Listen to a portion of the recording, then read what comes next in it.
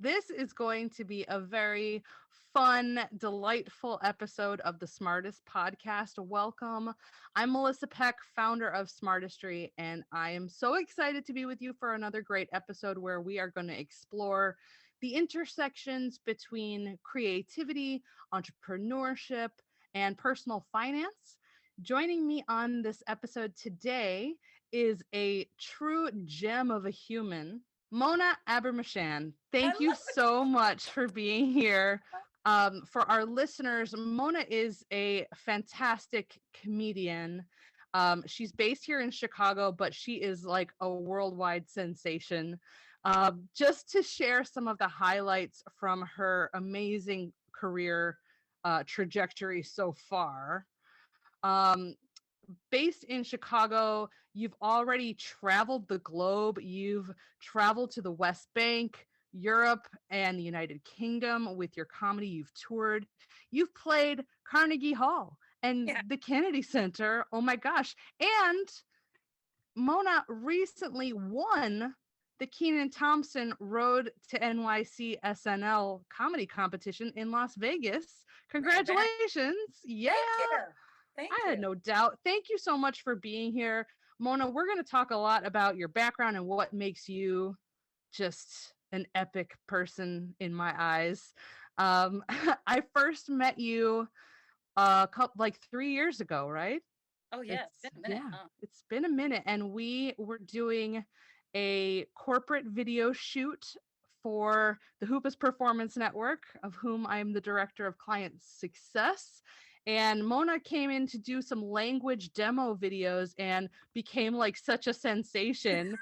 And now her face is all over the world on this amazing sales success program that we offer. So I was saying you're kind of a big deal in Singapore and like South Africa.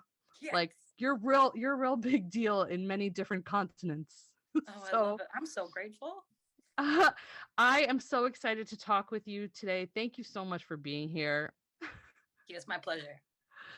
So, um, one of the reasons that I reached out to you, Mona, and wanted to get you on this podcast is because you've been doing such a great job of managing being a multi hyphenate kind of artist, a person who does a lot of things, who has a lot of irons and fires, and who's also killing it, in a lot of them, in a lot of the irons and the fires. So, I thought maybe our listeners would benefit from hearing how you operate, like what drives you, what motivates you, and how are you finding success in the places where those things intersect: creativity, entrepreneurship, personal finance. So, shall we dig Awesome. in?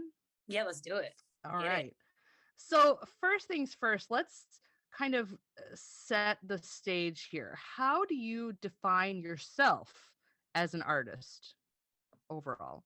Awesome. I would say I'm an international comic, writer, and instructor. I teach as well. And I think those are the three things I have at the bottom of my signature in my email. So I gotta I'm trying to stay consistent. Consistent. Like I've produced shows and like I run workshops and open mics, but I'd say like across the board, saying I'm a comic writer and instructor is they're just generic enough, you know. But like you said, I call myself over hyphenated. But you said did you say multi hyphenated? I can't remember what you called Yeah. it. Multi Yeah. hyphenate. The other term I hear a lot that I think suits you is multi-passionate. Right. Fantastic. Multi- Oh. Sometimes I've had the audacity to use I'm a Renaissance woman. And I don't think my dad usually cares to hear that. He's like, yeah, I want to just get to work. All right. Get your Renaissance woman to clean up the garage. All right. Just Go paint a chapel somewhere. yeah. Right. uh, I love that. So, has that always been how you've looked at your career path, or is that something that has evolved?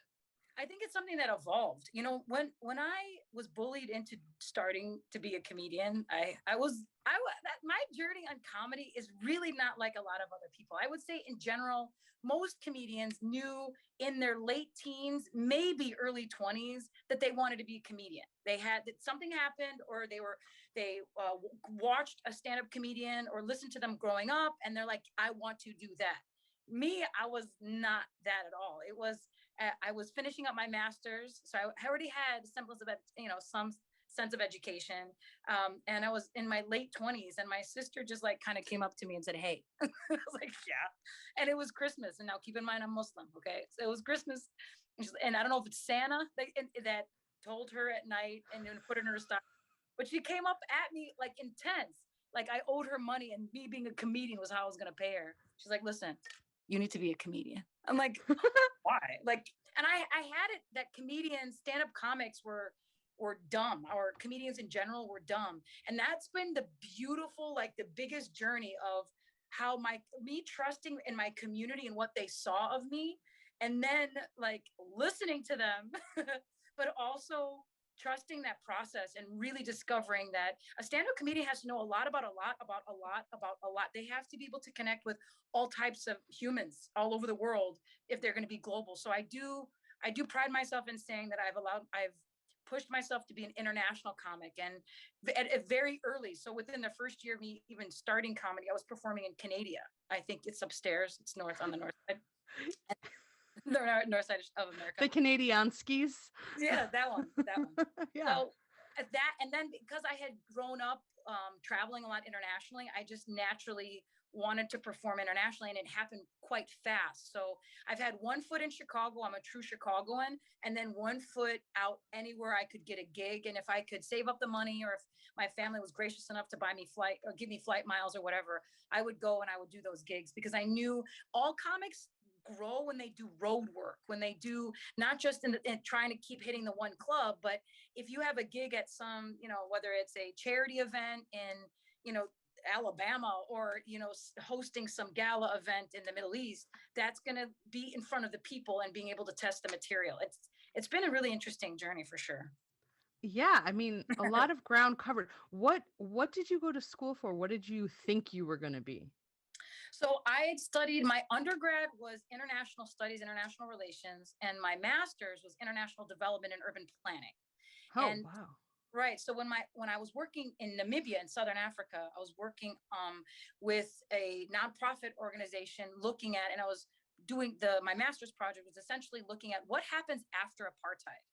And that particular city had used the Chicago model for urban planning. And my overall question is like, what happens after? Like even with the Middle East, like in the West Bank, what happens once people are like, all right, let's look at peace. What's peace going to look like? Here's all the resources. Here's all the poor people. Let's figure it all out. And that's why I was exploring that whole thing. And but the education came with understanding very complex systems of globalization, which I'm super grateful I studied, because look at the world now. Like it's so globalized because of social media. We're so interconnected. I mean, you could have, like, what, I have a craving for Georgian food, not from Georgia, but like from Georgia, the country. Yes. And probably within an hour in Chicago, you could have it at your doorstep. And that's wasn't even true when I was studying that level of internationalism. So I'm glad I studied that.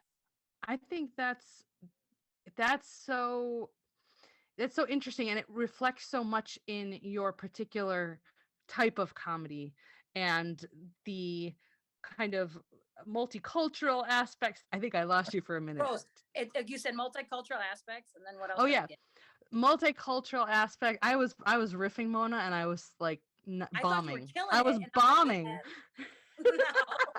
No, I was saying the multicultural aspect that you bring to your comedy, the observational humor that you bring, the sensitivity that it takes to find what's funny and to find the satire that's punching up. Yes, Not exactly. Not punching down, punching up. Yeah. And then also being able to, I'm so grateful that I even sensed international or multicultural, because not only am I multicultural and my community, but the globe has become so beautifully like allowing of love, that you're seeing interconnectedness in one human being. Like the fact that you're half Jewish, half Italian, that if I hadn't studied it and honored it and acknowledged it, I would have been like, oh, okay. Whereas now I'm like, oh, you're half Italian, half Jewish. Dude, did you ever leave the dinner table, bro? Like that was like all the time. these guys probably were fighting over, is it a matzo ball? Is it a meatball? Like my food's always coming in balls like that to me, because I grew up with Italians, I grew up with Jews, and just the mix, the fighting that must have gone on, but the love, like who were they blaming? The cat? I could go on and on and on. And had I not allowed myself to study it and then take all those observations and put them on the stage, I think that there's a lot of folks that are mixed that don't always feel like they belong. But when I go off on those rips, they're like, oh, she's talking about me, like, or she's talking about my cousin who happens to be half mixed or something. So I'm really grateful the world has gotten so mixed, because it makes sense that I studied it. Yeah, it does. And we all know that humor is such a valuable tool to bring people together and to be able to unpack tension, and to be Oh yeah, able to yeah, to be able to move through um troubling times, to be able to kind of confront challenge. Humor and grace is the way.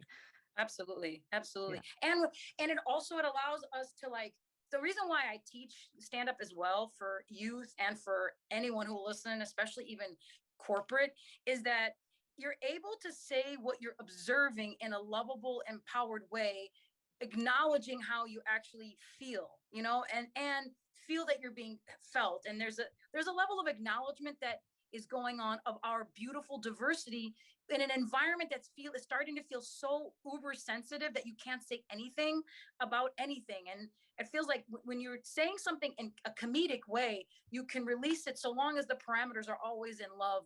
And I think that's also where comedy is going. The comedy of old is, I don't know if they're going to have to be accountable to a lot of some of the nasty things that have been said on public stages and have been paid a lot of money. But in general, there's no more punching down now. Ever since we've gone through the last, I don't want to keep going into the past, but really Trump winning and, Black Lives Matter, it's like people are really being cognizant that what you say and how you impact yourself and others is important. So, language is super important, and being able to do it from a comedic, loving way is where the forefront of, I think, communication is going. It breaks the tension. Like, if you and I were in a fight and then like somebody walked by and dropped a cake, we would all look and we would laugh, and then the fight would stop. So laughter does really break tension. It's a nice icebreaker. And when I teach it with young people, it's really good conflict resolution and, mediating. So It's a special skill. I mean, it really is a very special skill that you have, and I love what you bring to it. thank Um, so, a lot of your time is spent in that arena, and you are working professionally as a comic, in very big, at a very high level. And that's something that I think our audience hasn't heard much about. So I would love to get into a little bit more of like the workings of that as a income earner for you. Yeah, yeah, Um, and kind of how you strategize your career in that lane. yeah. Specifically, I know that you have many different hats that you wear, and we'll probably come back to those, but um you know tell me first, like, what is your sort of philosophy on the gigging life? Okay, so the the gigging life would be, if a gig is offered or you go hunt a gig, you take it.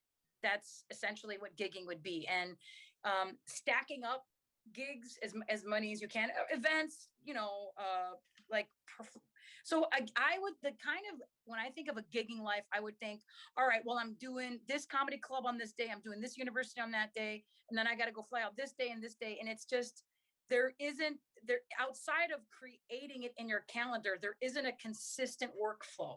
It's just boom, boom, boom, event, event, event, event, event. And I found that I was not able to do that as well, because certain things would pop up that would take such high precedent. Like, for example, out of nowhere, I got a call from a fellow colleague in Dubai. He's like, "Hey, I got a project that's coming up where now that COVID is kind of, we're having a healthier relationship with COVID, things are starting to open back up again, and there's this production." Because we were supposed to have a gig or a big tour event before COVID, and then obviously COVID shut it down. So when he called me out of nowhere, I was like, "Oh, I'm hearing from him. Okay, what's up?" He's like, yeah, there's something coming up. Can you get over here in like 7 days? I was like, yeah. But what comes with that is having your set perfect. Like when you do television or network, just in case anyone is listening to this and they don't know that, your set has to be written out verbatim of what you're going to deliver on TV, because it has to be cleared through the network, right? And so this particular gig, I would call it a gig because it was a gigging is like not one stop shop. It's more like it's one event and you don't know if you're able to do that event again. Right. If I, right. So it's not like you're, all right, every Thursday I do this show. That would be like something I self-produce. But for a gig like the one in Dubai, last minute, you got to show up. Had I had a whole stream of gigs all backed up, I would have had to call and reschedule everything. Now, granted, I could have done that, but when it was with everything that was going on with COVID, I was just all like, I felt like everything was in the air, and dealing with online shows versus not, that was all over the place. But in general, gigging is just stacking a bunch of events that may seem totally out of sequence, but they're usually covering a specific geography. That's the most important part of gigging. Also, how much money can you get? So if you're driving all the way up to Tennessee and you're getting a hug and some, drink tickets, like hugs and drink tickets don't pay the light bill. And that's going to be like, if there's a theme that comes out of me, is the way we pay our live performers, especially comedians in America. Outside America, it's a different price structure. Inside America, I'm finding it to be comically dangerous, because a lot of folks that are going to the microphone have a lot of things to say. And you don't want to piss off the person who's just fearless enough to go to the microphone, and you don't pay them well. Or if the culture that I'm a stand for cleaning up is hypersexualized, hyper addictive in terms of alcohol and some of these other substances, that getting paid in just drink tickets is unhealthy. Yes. Yeah. Yes. We're talking a lot about labor equity, rates of pay transparency in the performing arts arena, but I don't think we're talking enough about comedy and the sketch comedy communities. I know because my husband, Jason Peck, works in those arenas. He's been a working comic. He's been involved in improv, and I've seen some of the rackets that, they prey on a scarcity mentality. Yeah. Like you should just be grateful. Yes. Yes, stage time. You just want the stage time. Yes. Yeah. And having done it now 11 years, my last, like right before COVID, I had to have my own come to Jesus meeting with myself, because I had been so flippantly dismissed by someone who was also honoring me in the same way. It was an owner of a comedy club, and he had asked for all the top comics to come together and start building this mastermind group and helping him build a book or whatnot. And I had said something about the economics of our business, right? And he looked over at me over my shoulder and snapped off, and he's like, yeah, when we get it, you want to raise. And I was so offended, because what he didn't know was, number one, I don't work for him. I'm a contract worker. I don't actually work for him. So you couldn't give me a raise either way. Number two, I had just done an amazing weekend for him, where I was the host the whole weekend. The host as a comedian, you're often paid for 4 hours of work, $50. Okay. That wasn't just the worst part, but I was somebody who did those shows in multiple languages. I speak 3 languages, and I was able to reference different groups in the audience, because they had come from different parts of the world. So it's like, in a way, I'm almost grateful enough to say that I'm in alignment with one of my favorite comedians, Eddie Izzard, who can perform in a global platform, acknowledging in multiple languages. So I had just done it the weekend before. So when he said it like that, I was like, you know what? Me working here or me taking gigs from you is actually making the economics of this community worse, because they think, oh, Mona's doing these $50 gigs. She's got a master. She's got this. She's got that. She does Carnegie Hall. She's done all these TV gigs. Oh, it's okay that we only pay her $50. I was like, you know what? So there's times where I'm saying no to certain opportunities now, which I'm not sure if a lot of artists know how powerful no really can be in being able to build your business portfolio. No one taught me that, and I've had to learn it like like crying and like, I know I'm making meaning about like, no, I'm not getting enough work, but if I'm not running around going crazy. So that's one of the other things is that doing a lot of gigging can actually exhaust your energy field. It can oversaturate the marketplace, which a lot of clubs don't actually want you to do. If a club says, okay, you're our house MC, they don't want to see you on any other flyer anywhere. Because especially if they're going to charge people 20 to 25 bucks to Yes. see you, they don't want to hear that. So there's a lot of politics that are going on in the comedy clubs, typically by who are run by non-comedians. So if they, the one thing that I'm a stand for is I've built my own practice. I've built my own comedy institute, my own comedy school, and I'm working that up. But it's also a multi-level market where I teach the comedy classes for corporate during the day, kids after school in the afternoon, and then shows at night. Like you can do that. That makes total sense. And I'm not sure a lot of comedy clubs are either that cognizant or even care that much to really branch out and look at different modalities for their own business model. I think the idea of diversifying both as an organization at the comedy club level, but also as an individual is so central to building sustainability. Yeah. Having multiple streams of income that are both active and passive gives you a lot more room. I think a lot of burnout, a lot of creative burnout is probably coming from the idea that I can't do anything else. Like I Yeah. have to give myself to this gig Yes. at nighttime, and Yes. I ought to not be doing anything except focusing on that, and it's Yes. draining. Yes. Or folks are working a day job that they don't really like in order so they can gig at night, essentially really not having enough time with their family, with their body, taking care of their actual body, and sleeping enough to recoup. And so they're actually they and that's an old principle. I think that's not going to make it into the new era. Ever since COVID, there's a new era of compassion and love, and I'm really a stand for artists bringing that and being a stand for what they will accept and what they won't. Because again, in the end of the day, the guy at the microphone and the person in the audience, they have the most power in the room. Anybody that isn't doing that is manipulating that relationship. Yes, drop the mic. Let's end it there. um, so we've talked a little bit about how you're diversifying your streams of income. What does that look like for you on a day to day? Like, what does your routine look like, or do you Okay. have one? Yeah. So in the morning, like early in the morning, obviously I get up and I set my vibration. This is really important. Setting my tone, setting whatever frequency I'm on of love, empowerment, all of that woo woo, airy fairy, like mystical, hystical stuff. I'm all about that, especially because of what I've seen show up on the stage. If you don't believe in God or the divine or the universe, I don't know how far you'll make it in comedy. Your ego will break at some point because you're a conduit for this amazing thing that can show up so long as you're willing to surrender. That I have seen. There have been times I come off stage and I think on stage I may have been in a trance because I'm like, what did I say? And the comics were like, dude, you slayed, bro. I'm like, did I talk about like New Zealand? What? I don't remember anything I said. What happened? Right. And Yes.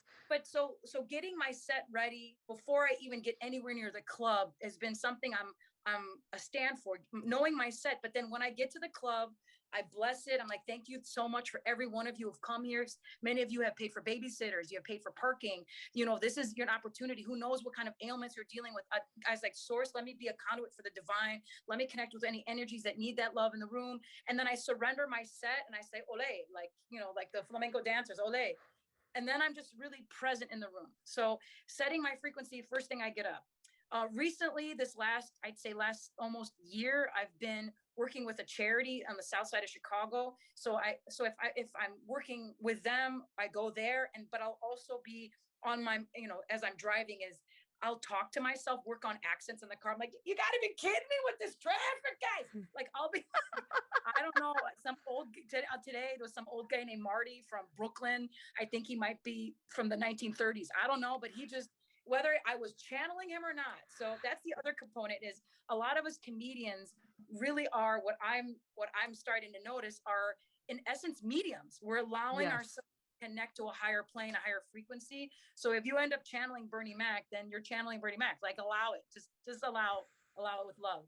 So getting my body, my aura, my home is really important to get the house together. And then it's a matter of like following up on whatever little leads. So I was working for a while. The end of last year, early this year, is I'm working on publishing a book. So I'm one of 15 authors and part of an overcoming mediocrity book. And so I was really excited to publish that, because what I did I was kind of getting hustled by one of the universities in this city Oh. by what I do and how I do it, by because one of my students, I was teaching comedy to one of my students, and we were delving deeper into um, emotional empathy, but also how to read a room and how to teach others how to read a room, especially physicians.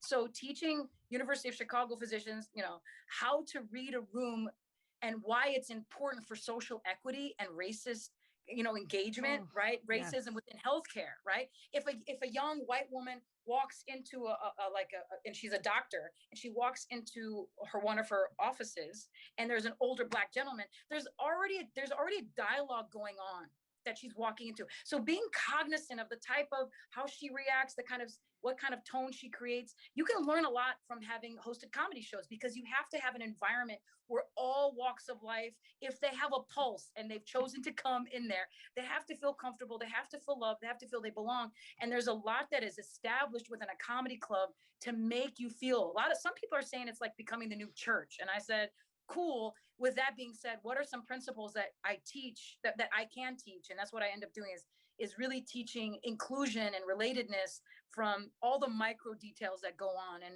I was working with that with the University of Chicago. And what I was finding was that some of my principles were kind of being hijacked by the professor who, but he was my former student. So it's like, you ever empower a student so much that they kind of off like they came up with the idea. But anyway, so this book that a series that I'm part of, Overcoming Mediocrity, I published some of the major principles so that I could get it out there before homeboy try to like Intellectual property is a major asset. yeah. That Yeah. is, you do not want to undermine your own intellectual property. The things that you have that are assets that are um oh god, what's the word that I'm looking for? Like, not they're finite. Yeah. Time Yes. and your intellectual property, the stuff that Yeah. you made. Yes, especially if you spend a lot of time perfecting that principle. Yes. So having traveled and performed in different parts, for example, one of the things a lot of comics know, whether they want to admit it outwardly or not, when a joke does really, really well on television, it's because it's been tested across the United States, right? If a joke back in the day before Uber, I had this one joke about taxi drivers. It was like one of the punchlines was taxi driver. My dad was a taxi driver, right? It worked in Chicago. It worked in New York. And kind of DC. It never really worked in LA. Well, why? Because they weren't using cabs. They weren't using taxi drivers. So the room was always like, eh. So me, okay, so then I know, all right, what do I say? When do I say it? If I go on TV, don't use that the punchline. So there's all this like creating of the diamond that goes in, that when you end up taking it out there, and or you teach why to evaluate, right? That has been that's been tested and tried and true, and it's also very expensive. It's how many times did I have to buy airlines, and all the other things that go into saying this is the print. And then when I went and tested it in South Africa, tested in the United Kingdom, tested it in Switzerland, tested. So then when I have a principle, so that's why I started my own institute, is I was finding that when I was teaching comedy on behalf of these other institutes, I was giving their clients way more education on international comedy and basically diversity and relatedness with humans in general than they were really paying me for. So why not kind of cultivate my own knowing? And thank you for acknowledging that. But again, one of the things in comedy, people bite each other's jokes and think that that's okay, and it really isn't. You work really hard on these things. And it's Yeah. unlike the Rolling Stones. When you go out and perform, they're not like, hey, Mona, give us some of your greatest hits. They don't, no one does that. No one, they're like, give us all new material every single time. So working on a bit, always testing it. That's why a lot of comedians are always on. They're like, that's a good joke. That's a good, write that down. So sometimes there's like a neuroses that shows up. Yeah, like a little manic Yeah. compulsion. Yeah, Yeah. I have seen that. Yeah. Okay, so my next question was going to be, with your routine, um, how much of your routine is self-driven? I think that's pretty evident. Oh, No, I just muted because can you hear the background? I couldn't. Okay, good. It's Because it okay. was the what's it called? My dad's opening the garage door, and I'm above Oh, the garage. no problem. I am also above the garage. Oh, okay. Um, so when we're talking about building your routine and being self-driven, you're not the kind of person who's like got a manager who's like booking you and sending you. You're really in control of your own schedule and timing on that, would you say? Yes, I've gone through. I had one manager, and I don't know if she was going through something because she left Second City to manage me. Oh wow. Exactly. And that didn't work out. I don't know. I don't know why, but I find that if I'm gonna actually have a manager, that person has to like really love me, and they have to love what I do. They have to understand what I'm doing. They have to understand why I'm doing it. And uh-huh. No, I'm being interviewed on a podcast. Oh, I'm sorry. That's okay. Hi, Dad. Everybody says hi to my dad. Hi. Hello. Right. He's So like, "Oh, my 15 minutes of fame. More, yeah, he's please." like, hey, didn't I tell you to get down there, clean that garage? Yeah. I love it. Okay, so you were talking about managers, and Yeah. you really want somebody that has a skill set that's different than yours, Yeah. right? That is Yeah. like a type A, not that you're not type A, because I think you strike me as a lot more type A than many creatives would claim to be. Yeah. Um, yeah. I think I'm also Aries, so like, let's Oh, go. Come on, let's go yeah. do it now. Yeah. And sometimes Is it like, done no, I yet? want to be cool. Yeah. Yeah. I am just straight up Aquarius. Are you? So, yeah, I love Aquarius. just being weird. No, It's but what you I guys are do. really smart. And it's like Aquarius are the oldest sign. So it's like grandpa and grandkid all in like, if I mean me, like Aries is like, yay. And you're like, sweetie, go have some water. Drink some Are water. you hydrating? Yeah. Oh, Yeah, but in general, um, I do control my own schedule. I also feel that I could work way harder to be hustling as many gigs as possible.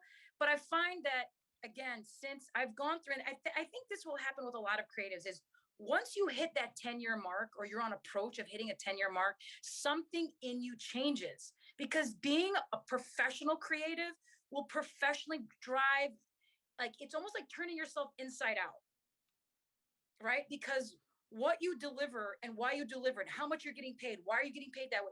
You start to really go into your internal self-worth. And if you haven't excavated your self-worth, it's going to come out by year 10. It's going to come out. Like you've seen enough, you've done enough. Like I can't sit here crying, oh, I'm not a good enough comedian. Weren't you at Carnegie Hall?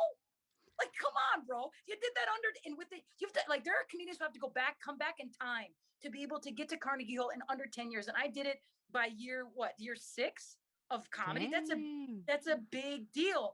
And while I'm grateful for it, it can also leave me, and it's a beautiful, I guess, being a professional artisan, it's a beautiful dance with your ego. And if you're willing to surrender it and lean in, where some gigs you think should work out, or some gigs you put everything in and you don't feel it, just like I did so awesome, what's the problem? Well, there's a divine dance that's going on. And so me, in essence, like your question is like my workflow, like who's managing my workflow. I'm doing that. And I really have this thing, and I don't know if it was Joan Rivers that coined it, but it's almost a neuroses that I'm not doing enough. And that Mm-hmm. I knew was starting to really bother my mental wellness, in terms of like, working out too much or eating. Like a lot of comedians, especially comedians, we all have and almost like an addictive personality, or I would say like we all have every performer may have a vice. And sometimes my vice, I have to keep an eye on it, is to be like a workaholic. And I don't feel like I have enough gigs. And sometimes you don't need to have that many gigs. Maybe you need to be working on more written content, like more, one of the things I haven't been able to just crank out is my own podcast. And people have been for years, Mona, where's your podcast? I'm like, okay. And I got all the equipment. I'm like, but I don't know how to edit. Or I got to edit. And then I'm like, I can't. And then I go do something else. And they're like, yeah, but where's your podcast? Like, so being able to Yeah. really carve like open space in my schedule has been an important challenge for me, and allowing that to have it, even though, but where's the next dollar coming from? So that's the big thing, is not having a consistent cash flow has been something that is a big challenge that I'm still navigating. Yeah. The tension is as old as the craft, the tension between doing the work and working on the work. Oh my gosh, yeah. Uh-huh. Yeah, and it's finding any joy at all or any satisfaction. I'll settle for satisfaction in the the workflow Yes.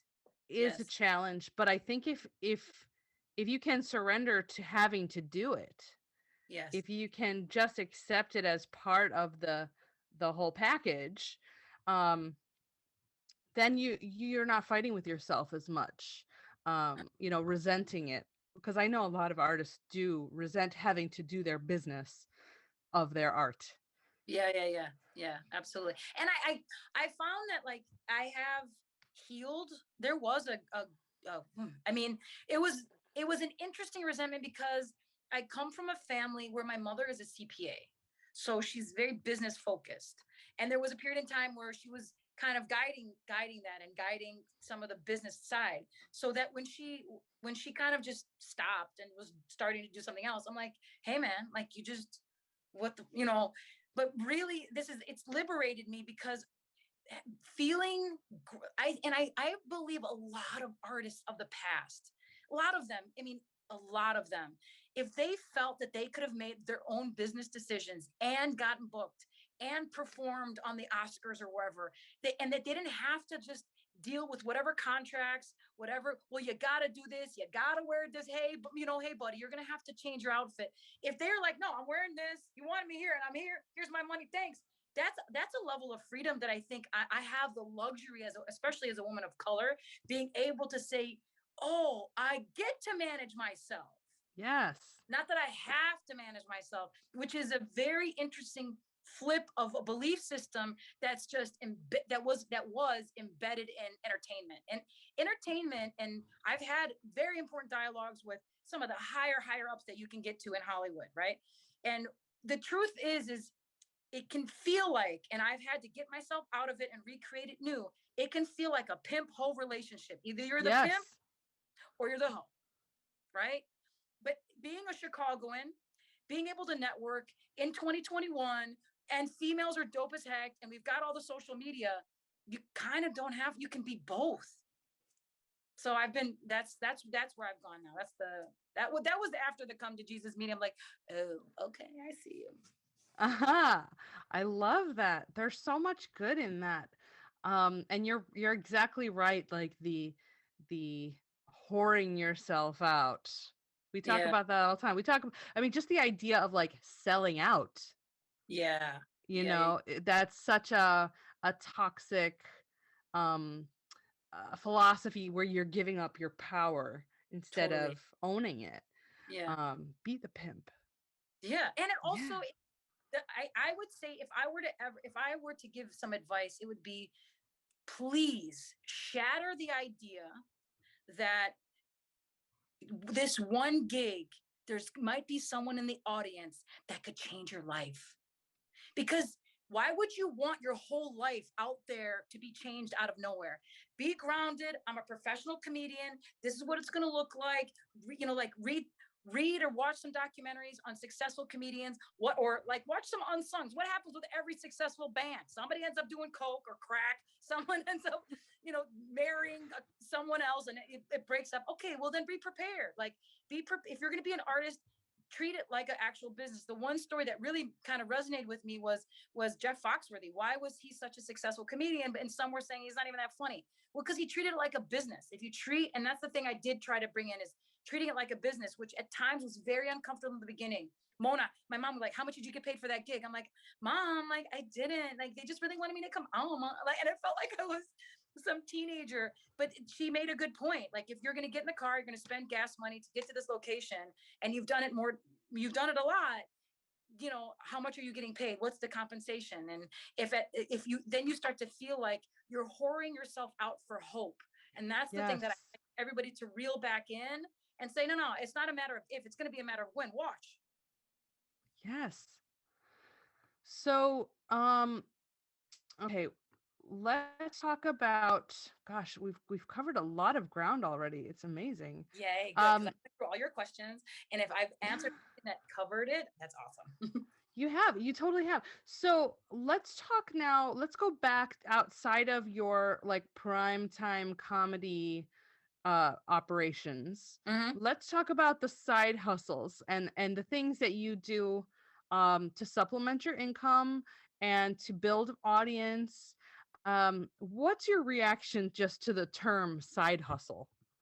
I think side hustle is fun if you're young and if you're not committed enough to build a career. People who have careers, I don't think they use that term side hustle. And being a comedian is already outside of the norm. Where, all right, if I'm a broker, I'm a real estate broker, right? My side hustle is I play guitar, I bake cakes, and I babysit, right? Right. That would be the side hustle from the main career path. But I'm a comedian. That means all I have to do is open my mouth or write something funny about something I've observed. You see comedians on The View. You see comedians who write birthday cards. You see comedians in almost every facet of society. So, what would my side hustle really be? Being a real estate broker would probably be the side hustle. So, so and I don't and I found that like early on in my comedy career was when I was driving a limo. I was a limo driver before Uber showed up, and I was being a comedian at night. Right around then, I found, especially when Uber showed up, everyone used Uber as the side hustle. So Hmm. if that mean and it wasn't just side hustle. I was starting to hear the gigger generation. We're going to be the generation that has a bunch of gigs. And when you start to see folks that are getting laid off with like 30 years at the post office or 50 years at the library with no retirement, the old adage of find one job and work it all the way through, that really stopped. I'd say that Hmm. stopped in the early 2000s to the mid 2000s. And so now in general, it's what's your portfolio look like? How have you diversified your income? If you're a comedian, do you also write books? And which is really saying, what I've been sensing is that the United States is going through a new renaissance. We're coming out of the light ages. We're coming just like, because we're almost exactly 500 years apart from the first renaissance in Europe. 1479 was when the Mona Lisa was made. So we're 500 years later, and there's always this 500-year cycle. And folks feeling they've got multiple streams of income means they're also utilizing the one's resource they have most precious is their time. So since I work at night, what's the thing that I do during the day that brings me income? Only makes sense because I don't know. I'm sure if you ever worked a 9 to 5 job, you're like, I wonder what they have in the lunchroom. I saw that one orange. That orange is probably good. That just cost the firm $50. That whole thought process cost a company. And I think the overall company structure is going to start to look different as more people are cognizant of the one resource that they have is time, and how to utilize giggers in more effective ways. Because you don't want to keep someone on the payroll if they're only clicking on Facebook all day. Does that answer the question in a very long, short way? No, I think that's great. And, even I work in the financial services industry, and they're currently grappling with the idea of, can we let people work remotely? You Yeah. know, can we just let people work remotely? There's a real strong resistance to that because of corporate culture and because of the way things always have been. But I know for myself, I can speak for myself. in this period where I've been working from home, having come out of a corporate culture, I'm able to be more productive for my 9 to 5 job, Yeah. um which I'm passionate about regardless, but I'm also able to do this and to Yeah. do a lot more and never miss a beat. So Yeah. I'm able to express many more of those parts of myself by getting rid of commute. Yeah. Yeah. Like, I was talking to somebody, just getting rid of like commuting has saved 500 hours of my time Yeah. this You year. know what else you probably save? You're probably going to save a lot of therapy for your kids because they're going to have their mommy home.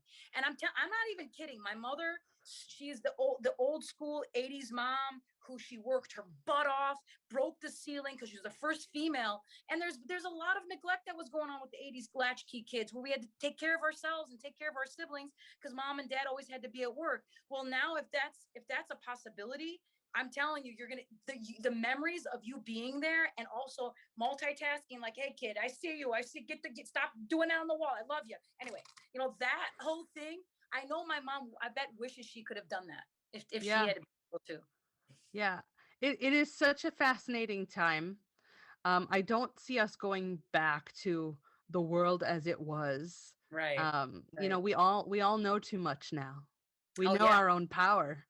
Yeah, and Um, I worked in commercial real estate, and when I knew they were going to have an issue, and especially if I'm seeing a lot of advertisements for commercial real estate space, and they're saying, this is your new home. I'm like, listen, dude, you're not going to get them back, right? yeah, When you can sit, have breakfast, see your kid, feed the dog, and like sell a bunch of shares or close a bunch of deals, and not have to deal with all that traffic or some stinky guy on the train.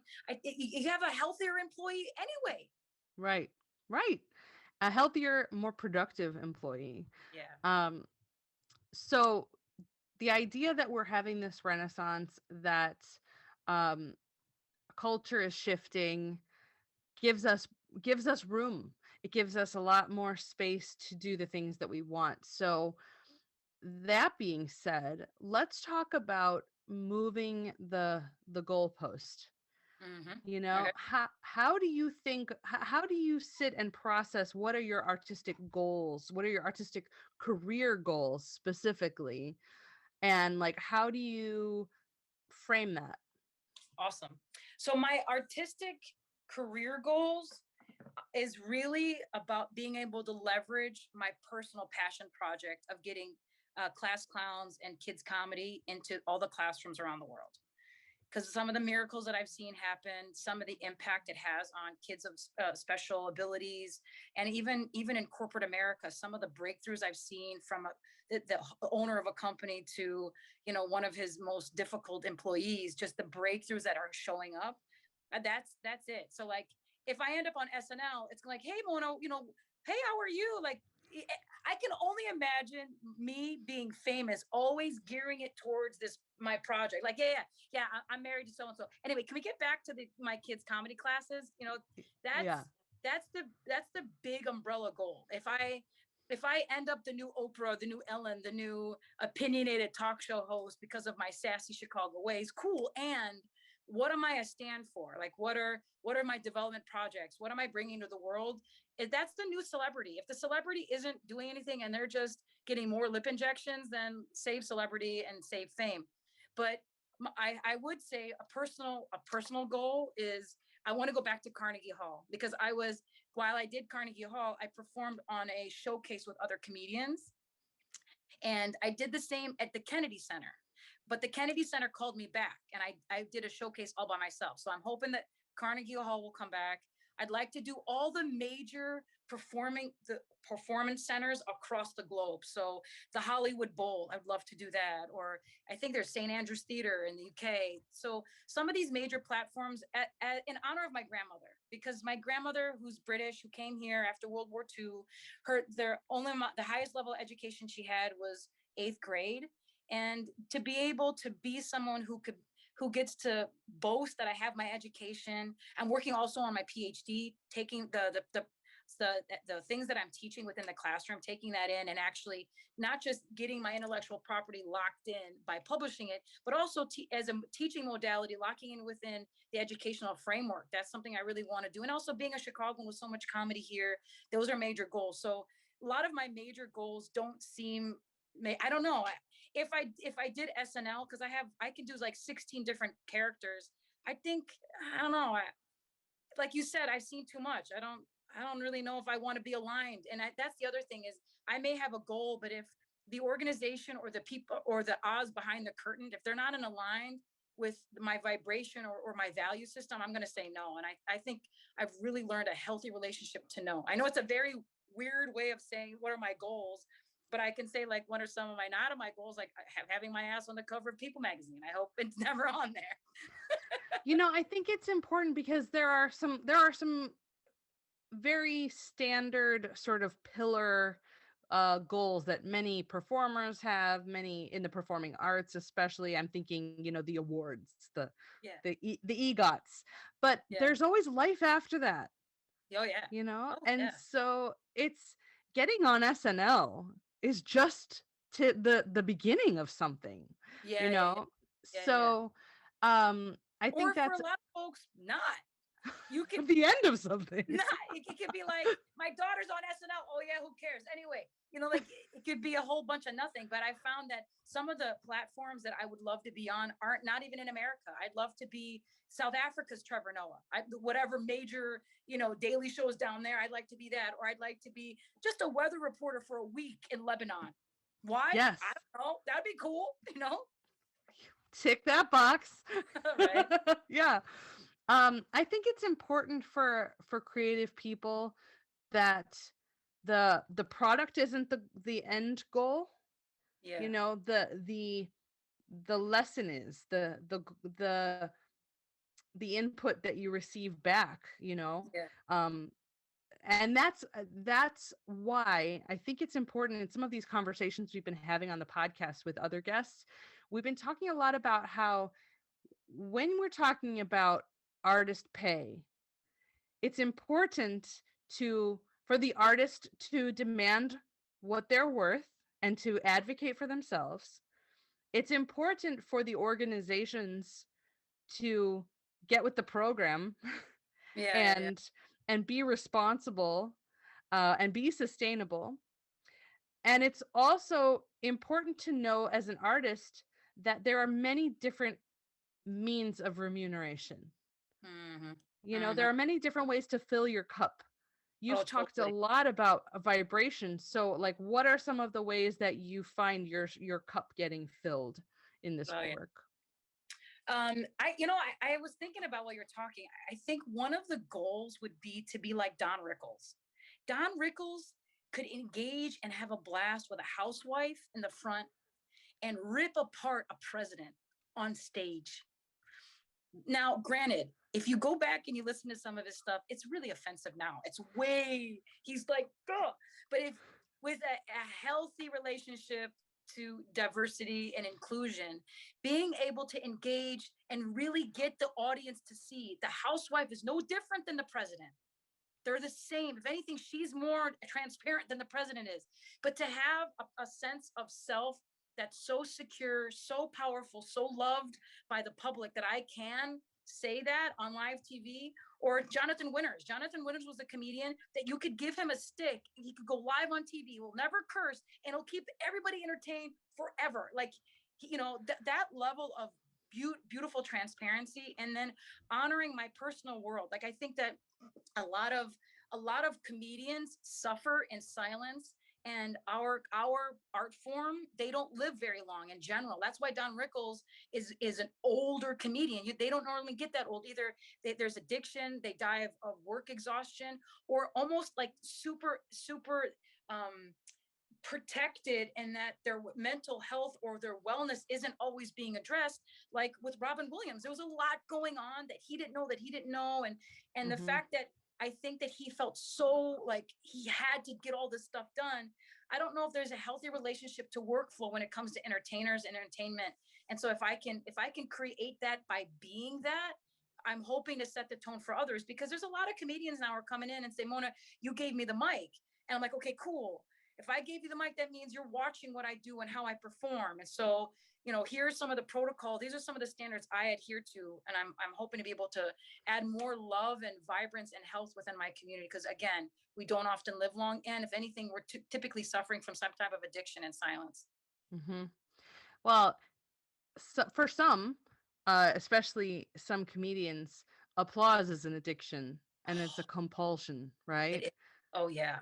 Oh yeah. We definitely. I always say comedians are adrenaline junkies. Yes, I could see that. I could Yeah. see that. Okay, so we have a little bit left. I want to talk about some of your like key inspirations, Yeah. but before we get into that, we have a tradition now on the Smartest podcast of putting our guests on the financial hot seat. Let's do it. Okay. And so we're going to go through, this is like my version of the James Lipton Yeah. inside the Yeah. actor studio. Yeah.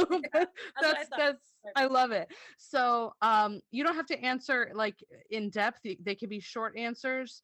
Um, and we'll just dive right in. So let's Mhm. hit it. How would you characterize your current relationship with money? Healthier than it ever was.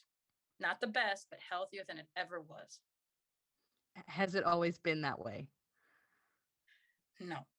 I I and I feel like in good right too, because if I came out the gate too confident without having had any experience, I think I would have set myself up. But at the same time, having no relationship, thinking, oh no, anything is good early on, but can also leave you feeling worthless at times. And if you're a woman of color, this is a particularly sensitive issue outside of just being a performer. So I believe I have a healthy relationship. Also, I believe that my personal vice, my personal addiction was being represented in food and in like purchasing things that would make me potentially safer. So like maybe taking a course when I didn't really need it. Like, no, this will help. That like the anxiety purchasing. I didn't go to this. I wasn't a shopaholic, but I always felt like, no, these are the things that I need to be safe. And just by knowing that I'll be fine, also knowing that I don't need a yacht and a bunch of money stacked in the bank account to be a good comedian or to be safe with cash flows, like really trusting that source will provide, is not something that's taught in business school. They don't teach like, by the way, source is going to provide. Don't worry about it. That that in general, I'm having a healthy relationship with that. And thank God that my mother was a CPA. My mother is a CPA, so that throughout my comedy career, I haven't been avoiding the tax dialogue. And one of my favorite moments in comedy early on, and I'm not sure if a lot of other comedians will get access to this or performers, but whenever they work with me, these are things I like to say because I got it from a mentor who's no longer in the business.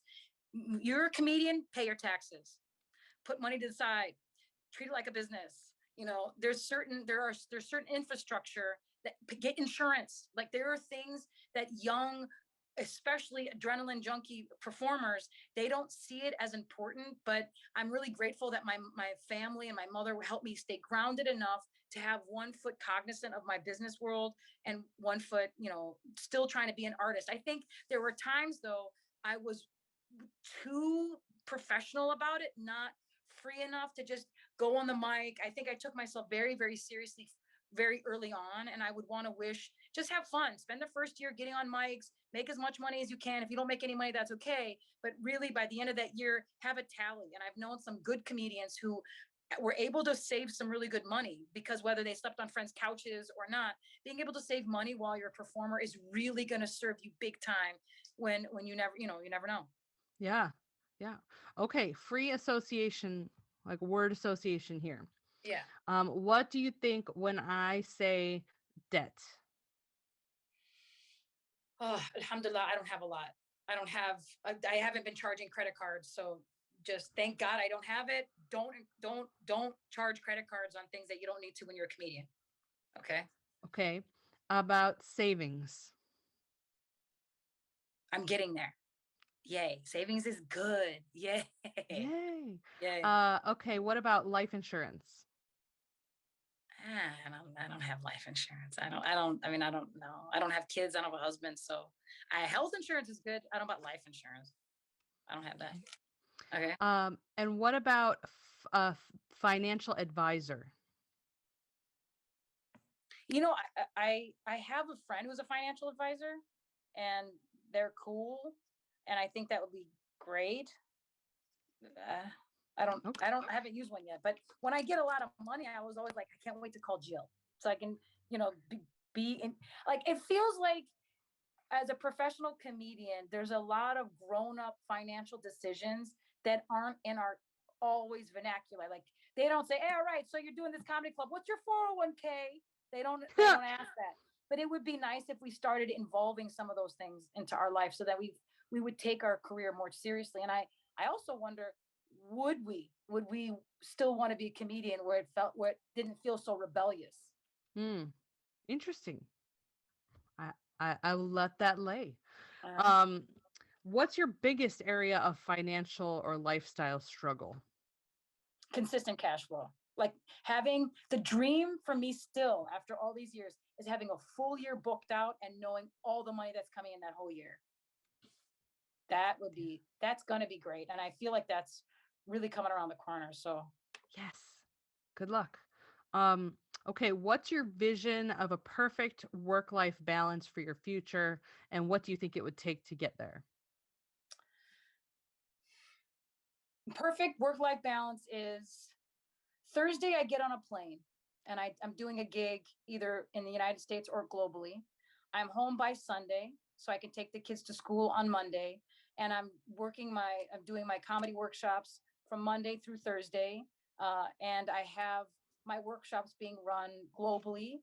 I also have my management, talent management company flowing. A lot of talent is coming in and out. And when we book a talent, somewhere. They do the corporate work by training. They'll train for corporate, then they train the kids, and then they perform at night. And there's really beautiful cash flow coming in. And the performers that I work with, that I either represent or that are within my wheelhouse, are all thriving and they're happy and they're contributing powerfully to society in multiple ways, not just us entertaining them, but us really, kind of giving away the blueprint is the objective before I die, is to be able to give it all away so that people can understand the importance of converting frustration into funny, and how having a work life balance where my kids can experience the road life but also can experience the consistency of having a friend that they grew up with all through school. And yeah, and then having a husband that's like, yo, that's my wife, bro, check her out, she's amazing, like throughout my life. And being able to really put the one thing that my mother wasn't able to accomplish because of the era she was in. And she taught us the value of working really, really hard and not letting my gender, my race, my anything block me. Just do the work. Just do the work, right? The one thing that she sacrificed was a healthy home life balance. And I really want to have that, given that I'm a night performer, creating the infrastructure so that I can do what I love during the day and it can make me money, I think has been really motivating me from the beginning of me getting into comedy. I love it. What's the most valuable lesson you've learned about personal finance in your career?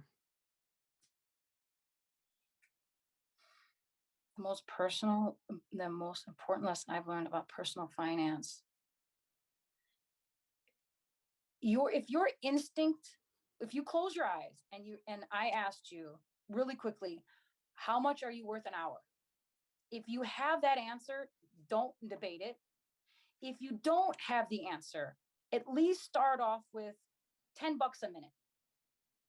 Having your own rate for what an hour of your time as a performer is really important for your personal scale, like having your own personal sliding scale so that you know how much you're worth. And every single time I've ever gone against my own instincts, I've regretted it. I've regretted it. I've preparing for the gig. I'm like, oh, not like, oh my gosh, yeah, I'm so excited. But also there's been times where if I think I'm getting paid too much, there's a lot of anxiety. So having your own personal price calibration is key early on. Great tips. All right. So as we wrap up, I just want to ask, I know we're having so much fun. We're going to need to do this again. This is not about me this time. I'll come on your podcast when you get it rolling, and then we can talk about that. I had 4 really great episodes called Confessions with an Over Hyphenated Comedian. So I just got to get that going and or find an editor. So yes, you'll be in. I love it. What gives you the most joy and satisfaction as an artist? Making a room full of people laugh. Oh my, making a room full of people laugh with something that happened there. I am such an advocate for what I believe is going to be the new trend or a more powerful trend of comedy, which is going to be live. And one of the things in comedy, one of the old, again, belief systems that I've had to kind of allow myself to break free from is something called crowd work. Within stand-up comedy, you work on a joke, you bring it to the audience, great. However, I've found that so many people have been consuming comedy for so long right now, they're catching the pattern. They're catching it so they can kind of predict, or they're catching the pattern and they're like, the guy's kind of, there's a facade. But when you do live performance and you may have a bit that's already, or at least the punchline kind of in your pocket, but you play off of something that's going on in the room, it's so magical. It's awesome. I get to show the room why I'm funny, but really I get to show the mirror of why they're funny. And being able to do crowd work, you're really the ultimate conductor of the energy that's in the room. And that's a level of power that to me feels more spiritual than it does just me being a comic. It's the more spiritual side of what I do. I love it. I love it so much. I love it too. And I have loved spending this time with you. Mona, thank you so much. I think your work is incredible. Where can folks go to read more about you, especially the classes that you're creating and the book and all of that kind of stuff? Thank you. So I'm hopefully by the time this comes out, my website will be refurbished. We're kind of redoing everything, but in general, monacomedy.com, super easy. Email me, Mona@monacomedy. But all my social media handles are on there. I'm on Instagram a lot more than I am on Facebook. Facebook intimidates me. I feel like I'm going to buy like clogs. As soon as I sign on, there's some like pet care. I don't know why I'm always, my ADD kicks in, but I'm on Instagram a lot. So Mona, MONASPIX, Mona's Picks is there. But yeah, monacomedy.com, you'll find. Thank you so much. Listeners, please go check out Mona's website and her Instagram. And, I think we've got a lot more to talk about, Mona. So we'll connect again soon. You're the best. Thank you so much for being here. Thank you.